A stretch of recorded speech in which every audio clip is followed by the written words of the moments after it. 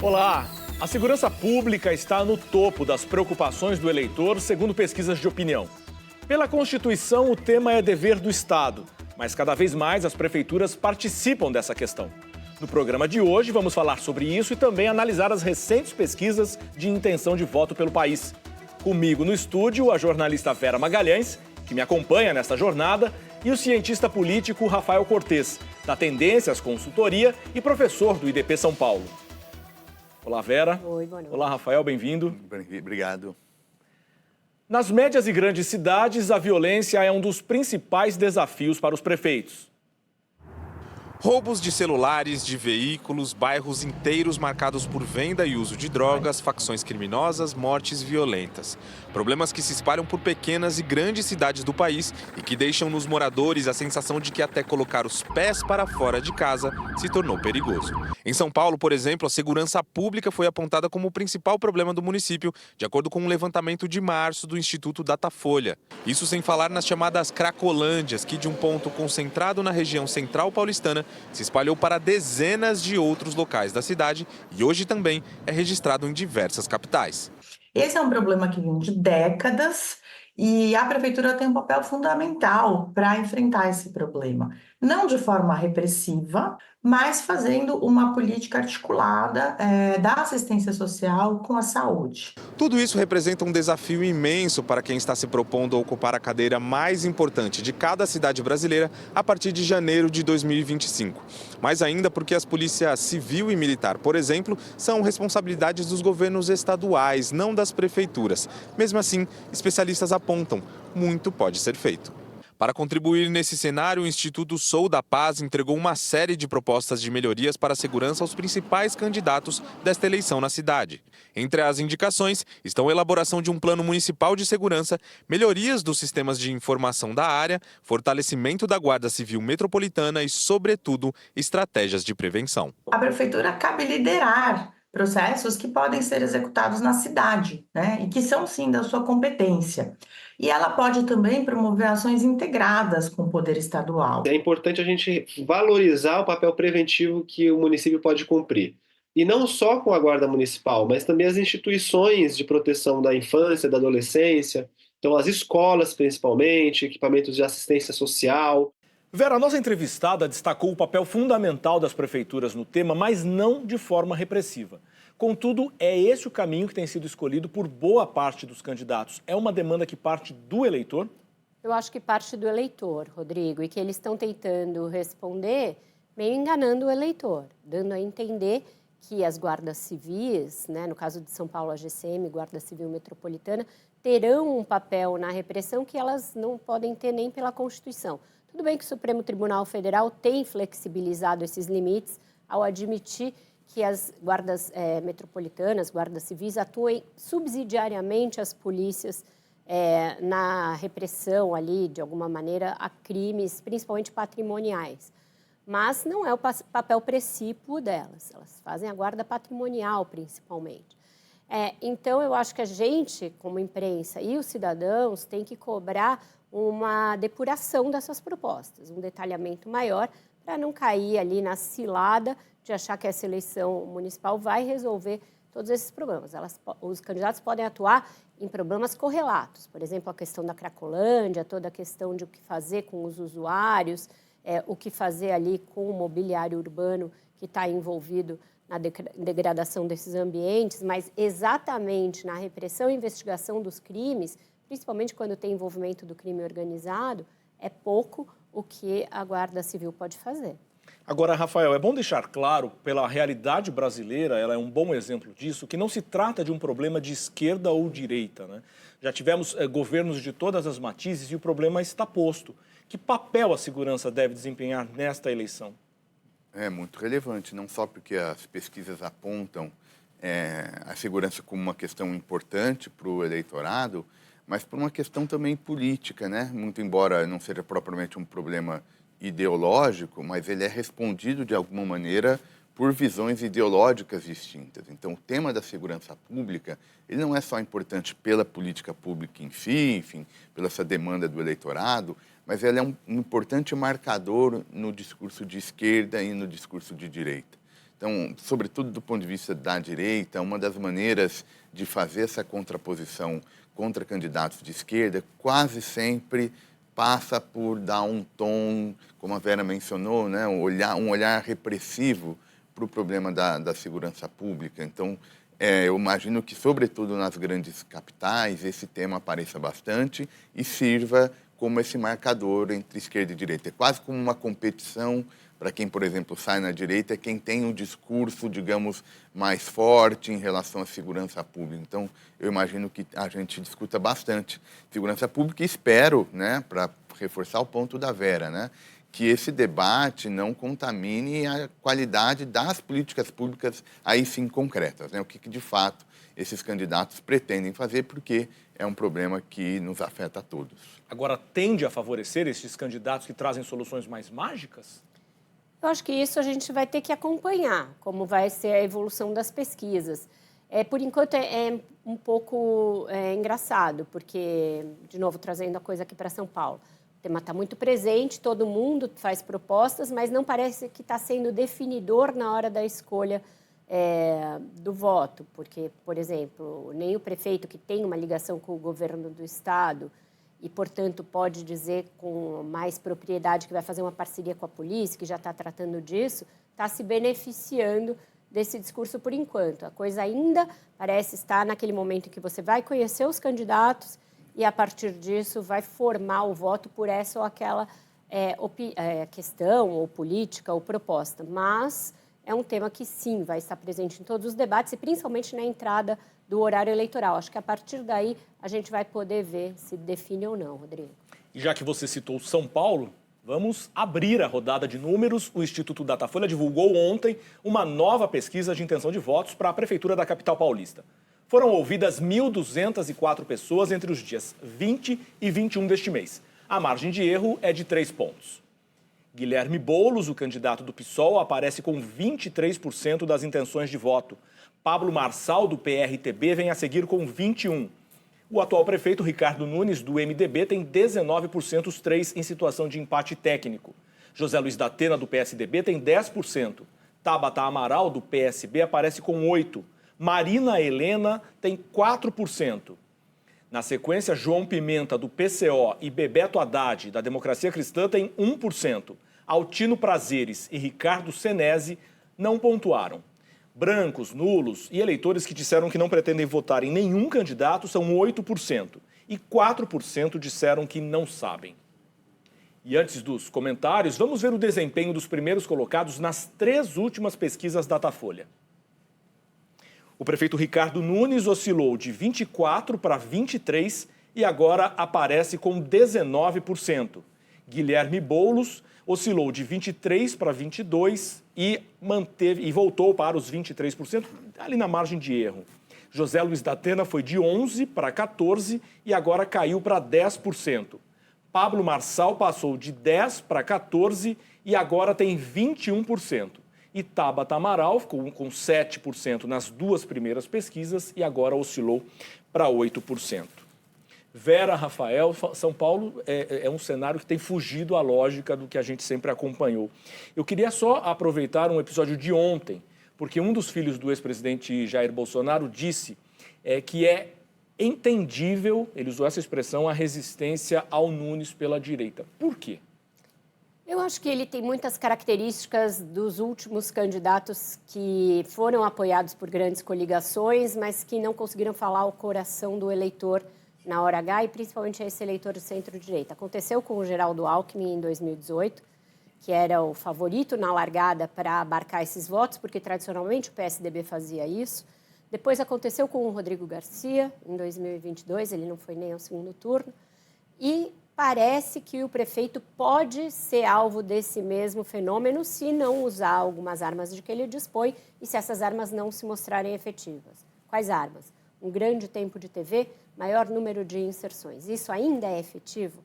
Eu acho que essa campanha vai ser o grande teste. As redes sociais já vêm desempenhando um papel cada vez maior desde 2018, com a eleição do Bolsonaro, e ele é crescente. E eu acho que o Pablo Marçal acrescenta alguns ingredientes novos a esse fenômeno do candidato muito midiático, que parece ter hoje a possibilidade maior de falar a esse eleitor da direita, que é aquele eleitor antipolítica e antissistema. Agora, Rafael, a gente já vê na pesquisa Datafolha atual alguns fenômenos que são pontuais, mas do começo da campanha. Por exemplo, o Datena cai acentuadamente, fruto de um desempenho que ele mesmo reconhece não tem sido bom nos debates, nas entrevistas, etc. E o Marçal, que virou um fenômeno, né? O ex-presidente Jair Bolsonaro corre risco, inclusive, de ficar sem candidato em São Paulo? Corre, né? Os dados estão mostrando isso. Eu acho que a gente está chegando à fase em que a competição ficou mais igualitária. No seguinte sentido, você pega as primeiras pesquisas, ainda tem uma variação de taxa de conhecimento dos candidatos tão expressiva que os números, em alguma medida, não são fiéis em termos de representar capital político mais consolidado, né? Então pega, por exemplo, Pablo Marçal, a própria Tabata Amaral, são nomes que têm uma variação de conhecimento tão grande que precisa esperar um pouco o tempo para todo mundo equalizar.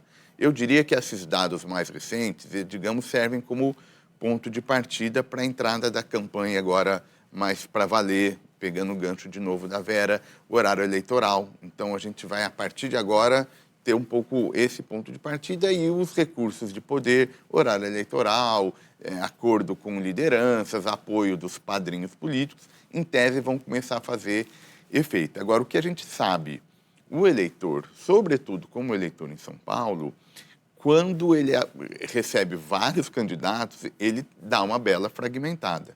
E São Paulo tem sido o motor, digamos, dessa política outsider, né? Que a gente já viu alguns episódios e aparentemente isso pode se repetir.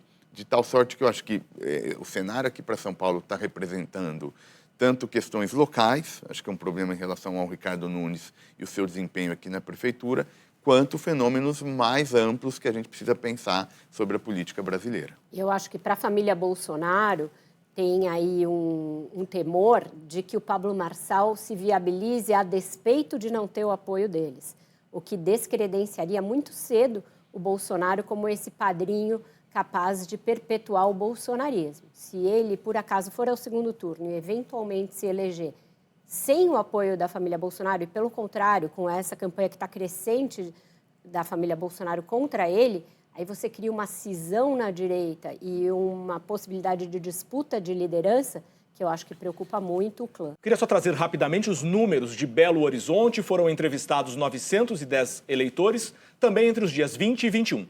A margem de erro é de 3 pontos. Mauro Tramonte, do Republicanos, aparece com 27%. Carlos Viana, do Podemos, tem 12%. Fuad Noman, o atual prefeito do PSD, tem 10%, o mesmo índice de Bruno Engler, do PL, e Duda Salabert, a deputada do PDT. Rogério Corrêa, do PT, tem 7%. Gabriel, do MDB, aparece com 3%. Wanderson Rocha, do PSTU, tem 1%. Lourdes Francisco, do PCO, e Indira Xavier, da UP, não pontuaram. Brancos, nulos e nenhum dos candidatos somam 10% e 9% não sabem. Nós vamos continuar vendo números das pesquisas. No próximo bloco tem mais capitais país afora. Fique com a gente, de olho no voto.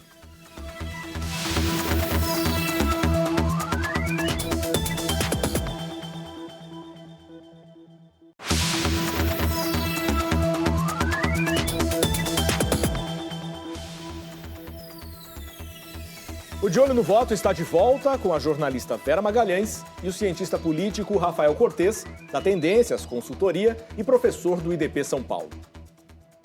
Vamos aos números do Datafolha com a disputa pela Prefeitura do Rio de Janeiro. Foram ouvidas 1.106 pessoas, também entre os dias 20 e 21 deste mês. A margem de erro é de 3 pontos. No Rio, o atual prefeito Eduardo Paes, do PSD, lidera com 56% das intenções de voto. Alexandre Ramagem, do PL, vem a seguir com 9%. Tarcísio Mota, do PSOL, tem 7%. Rodrigo Amorim, do União Brasil, tem 3%. Marcelo Queiroz, do PP, e Ciro Garcia, do PSTU, aparecem com 2%. Juliette Pantoja, da UP, tem 1%. Carol Esponza, do Novo, também tem 1%. Henrique Simonardi, do PCO, não pontuou. Brancos, nulos e quem não pretende votar em nenhum dos candidatos somam 13%. 5% não sabem.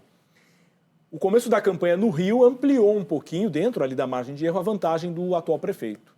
Exatamente. O Ramagem até oscilou um pouco positivamente, acho que se tornou mais conhecido, mas eu acho que tanto o Rio quanto o Belo Horizonte, que a gente viu no final do bloco anterior, mostram aí uma dificuldade do Bolsonaro, e semelhante a essa aqui de São Paulo, de se mostrar um padrinho relevante nessa eleição a ponto de fazer diferença no quadro ali, na disputa. Lógico que o prefeito Ricardo Nunes está empatado em primeiro lugar e ainda tem uma grande chance de ir ao segundo turno, mas o apoio do Bolsonaro não parece ser decisivo para ele, porque o Pablo Marçal disputa esse voto.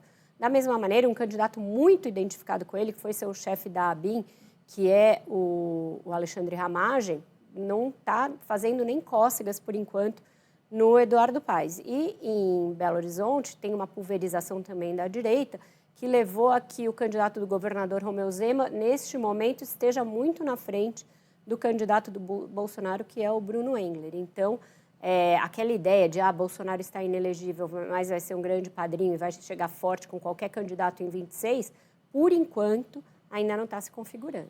Agora, no caso do Rio, em particular, chama a atenção porque é a terra do bolsonarismo, né? O domicílio eleitoral original da família é o Rio de Janeiro. O Bolsonaro mantém ainda o seu título ali no Rio de Janeiro. Esperava-se uma influência maior, né?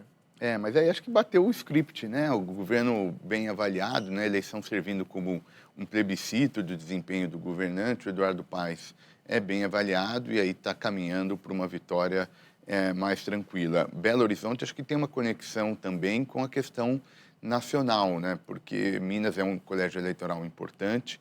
O Romeu Zema, né, o governador de Minas, é um nome super cotado para eventualmente compor um projeto alternativo à reeleição do presidente Lula em 2026, de tal sorte que acho que é importante dar uma olhada no que está acontecendo lá, sobretudo numa eleição muito fragmentada, né?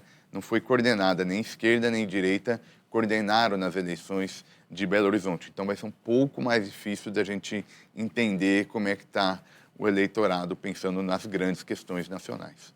E vamos agora para o Nordeste, com os resultados do Datafolha para Recife. Foram ouvidos 910 eleitores no mesmo período, 20 e 21 deste mês. A margem de erro também é de 3 pontos. Lá em Recife, o atual prefeito João Campos, do PSB, lidera com 76%. A barrinha dele está quase toda preenchida. Gilson Machado, do PL, tem 6%. Daniel Coelho, do PSD, tem 5%. Dani Portela, do PSOL, 4%. Técio Teles, do Novo, 1%. Ludmila Outes, da UP, 0%. Quem também não pontuou, Vitor Assis, do PCO, Simone Fontana, do PSTU. Brancos, nulos e nenhum dos candidatos somam 5% e 2% não sabem. Vamos ver também os números de Fortaleza, depois a gente comenta as duas capitais. O Datafolha entrevistou 644 pessoas entre os dias 20 e 21 e a margem de erro neste caso é de 4 pontos. Em Fortaleza, capitão Wagner, do União Brasil, tem 29%. José Sarto, o atual prefeito do PDT, tem 23%. André Fernandes, do PL, aparece com 16%. Evandro Leitão, do PT, tem 10%. Eduardo Girão, do Novo, tem 5%. Chico Malta, do PCB, Técio Nunes, do PSOL, Zé Batista, do PSTU, aparecem todos com 1% cada. Jorge Lima, do Solidariedade, não pontuou. Brancos, nulos e nenhum dos candidatos são 9% e 6% não sabem. Vera, Rafael, eu até brinquei que a eleição no Recife me lembrou aqueles joguinhos de videogame que o candidato vai ganhando, perdendo energia, e a barrinha do prefeito está quase completa, surpreendente. É surpreendente e é muito emblemática essa eleição, porque é filho do Eduardo Campos, que morreu durante a campanha, na largada da campanha de 2014, e tinha exatamente um projeto de se contrapor, na ocasião, à polarização que vigorava, que era entre PT e PSDB. Ele tinha muita convicção de que havia chegado um momento para quebrar esse revezamento que havia entre os dois partidos na presidência desde 1994. E não teve tempo de consumar esse projeto. O filho dele parece pegar esse bastão, está fazendo uma campanha bem localizada, fugindo da ideia da tentação de nacionalizá-la, mas eu acho que depois vem esse pulo de se tornar uma figura ali, até porque a esquerda está muito carente de renovação, tem poucos nomes tanto no PT quanto nos demais partidos, então acho que é um nome para a gente olhar com muita atenção.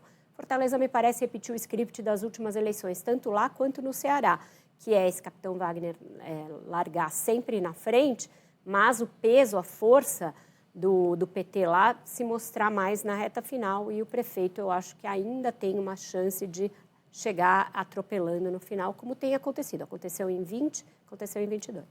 Na última eleição, o Sarto, o atual prefeito, saiu do terceiro lugar para a vitória com o apoio da família Gomes, que rachou, né? A família Gomes está rachada. Isso pode influenciar a eleição em Fortaleza?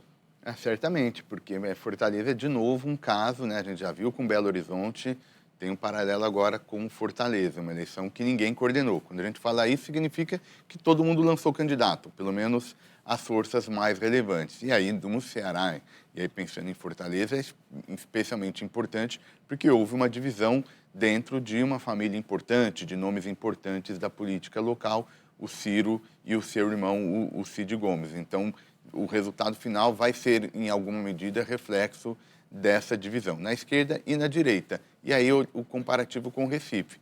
É mais tradicional de novo, né? Todo mundo coordenou, concentrou o número de candidatos, um governo bem avaliado, o resultado vem aí com um número muito expressivo de votos já na largada, o que já nos autoriza a pensar o desdobramento desse resultado para o quadro político mais amplo. Vale lembrar que Recife é a capital de um estado que PT e PSB, durante muito tempo, fizeram uma dobradinha que acabou ajudando nessa polarização. A Vera mencionou 2014, com o ano que começou a dar uma quebrada. Vamos ver agora com esse capital político grande que o campus vai receber, o que ele vai fazer para a gente ver o que vai ser desenhado lá. Mas é uma eleição muito tradicional lá no Recife. Agora, depois de um racha forte 4 anos atrás, Vera, a gente até viu, eu me lembro de uma disputa aqui no nosso telão entre o PT e o PSB, os representantes.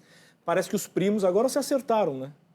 Não tenho acompanhado isso no detalhe, mas eu também acho que a Marília Reis deixou de ser relevante depois da derrota que ela teve no segundo turno. Perdeu ali um pouco essa possibilidade de ser a alternativa. Então, talvez até por isso ela tenha recolhido os flaps diante da evidência de que o João cresceu muito e muito rapidamente, sendo um político tão jovem. Acho que é importante a gente atentar muito para o uso que ele faz das redes sociais. Ele é um fenômeno nas redes sociais, desde aquela ideia de choveu, nevou aqui, que ele platinou o cabelo, passando pelo fato de que ele faz campanha correndo, e aí mostra a corrida, mostra o percurso naqueles aplicativos de corrida, e ele falando com os eleitores. Então, ele lança a mão de coisas que todos nós fazemos nas redes sociais de uma maneira leve, sem ideologizar demais, que é o que outros candidatos muito voltados para as redes fazem, e de uma maneira que chega no eleitor. Obrigado, Rafael. Obrigado, Vera. Obrigada. A segurança é um tema crucial para a vida nas cidades. E mesmo assim vem sendo negligenciada por muitos gestores país afora. E nessas horas surgem promessas de todo tipo. Por isso, não se deixe enganar por propostas fáceis. A questão é complexa e não será resolvida com medidas simples. Cobre o seu candidato, pergunte o que ele pretende fazer e avalie se as ideias são possíveis e fazem sentido. Nós voltamos com uma nova edição na próxima sexta, sempre às 10 da noite. Na Cultura, você fica de olho no voto. Até mais!